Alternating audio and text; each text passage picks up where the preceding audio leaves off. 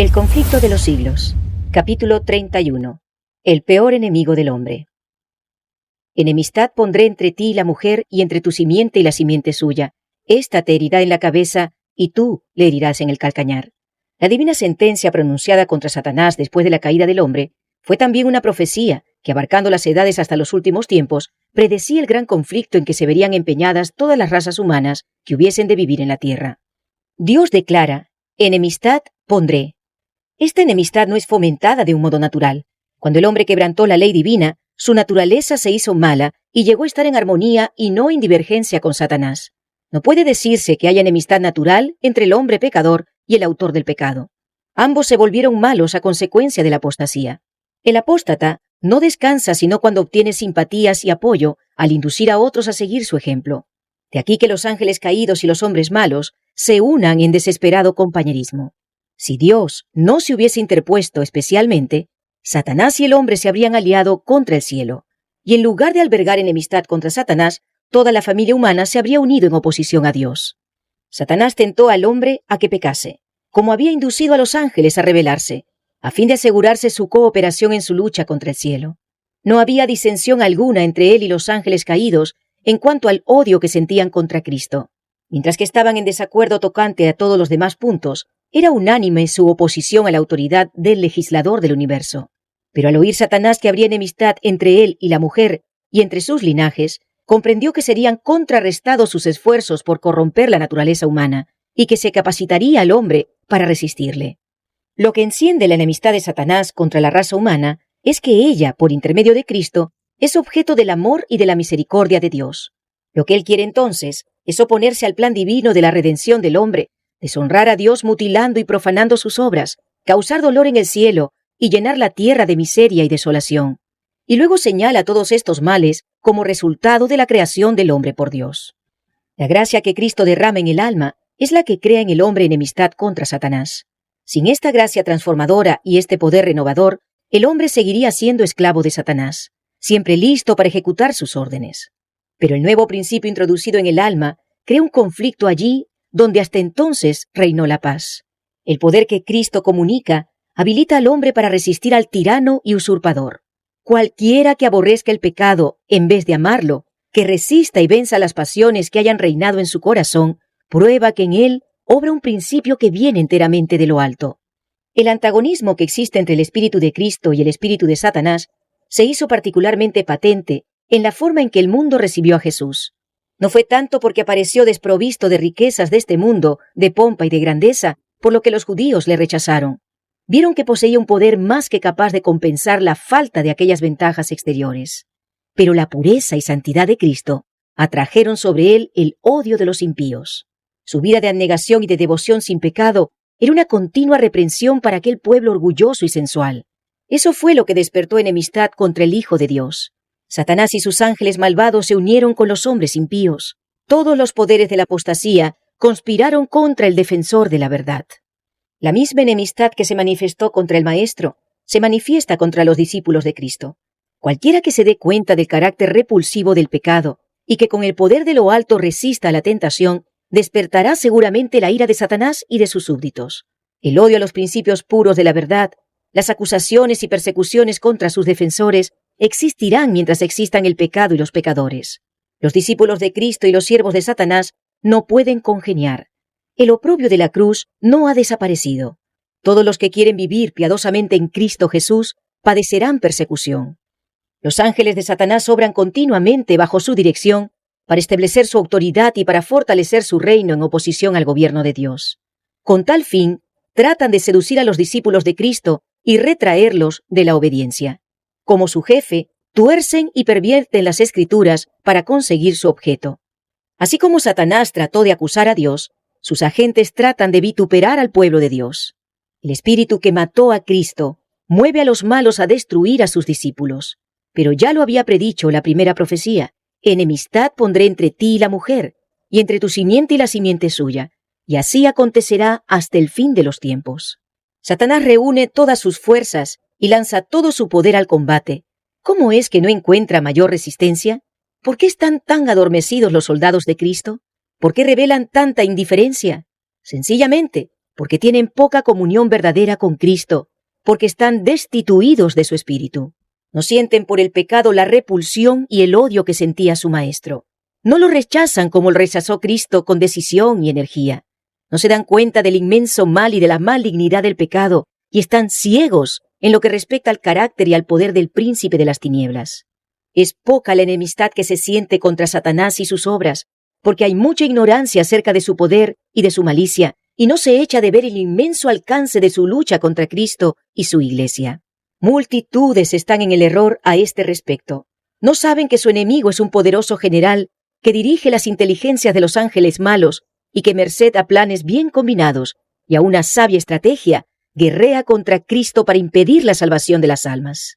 Entre los que profesan el cristianismo y hasta entre los ministros del Evangelio, apenas si se oye hablar de Satanás, a no ser tal vez de un modo incidental desde lo alto del púlpito.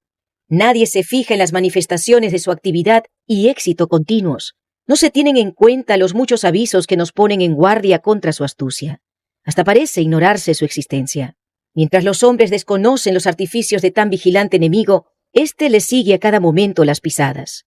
Se introduce en todos los hogares, en todas las calles de nuestras ciudades, en las iglesias, en los consejos de la nación, en los tribunales, confundiendo, engañando, seduciendo, arruinando por todas partes las almas y los cuerpos de hombres, mujeres y niños, destruyendo la unión de las familias, sembrando odios, rivalidades, sediciones y muertes.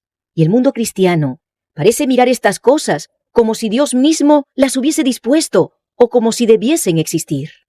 Satanás está tratando continuamente de vencer al pueblo de Dios, rompiendo las barreras que los separan del mundo. Los antiguos israelitas fueron arrastrados al pecado cuando se arriesgaron a formar asociaciones ilícitas con los paganos. Del mismo modo se descarría el Israel moderno. El Dios de este siglo cegó los entendimientos de los incrédulos para que no les resplandezca la lumbre del Evangelio de la gloria de Cristo, el cual es la imagen de Dios. Todos los que no son fervientes discípulos de Cristo son siervos de Satanás. El corazón aún no regenerado ama el pecado y tiende a conservarlo y a paliarlo. El corazón renovado aborrece el pecado y está resuelto a resistirle. Cuando los cristianos escogen la sociedad de los impíos e incrédulos, se exponen a la tentación. Satanás se oculta a la vista y furtivamente les pone su venda engañosa sobre los ojos. No pueden ver que semejante compañía es la más adecuada para perjudicarles. Y mientras más se van asemejando al mundo en carácter, palabras y obras, más y más se van cegando. Al conformarse la Iglesia con las costumbres del mundo, se vuelve mundana. Pero esa conformidad no convierte jamás al mundo a Cristo. A medida que uno se familiariza con el pecado, éste aparece inevitablemente menos repulsivo. El que prefiere asociarse con los siervos de Satanás dejará pronto de temer al Señor de ellos. Cuando somos probados en el camino del deber, cual lo fue Daniel en la corte del rey, podemos estar seguros de la protección de Dios. Pero si nos colocamos a merced de la tentación, caeremos tarde o temprano. El tentador obra a menudo con el mayor éxito por intermedio de los menos sospechosos de estar bajo su influencia. Se admira y honra a las personas de talento y de educación como si estas cualidades pudiesen suplir la falta del temor de Dios o hacernos dignos de su favor.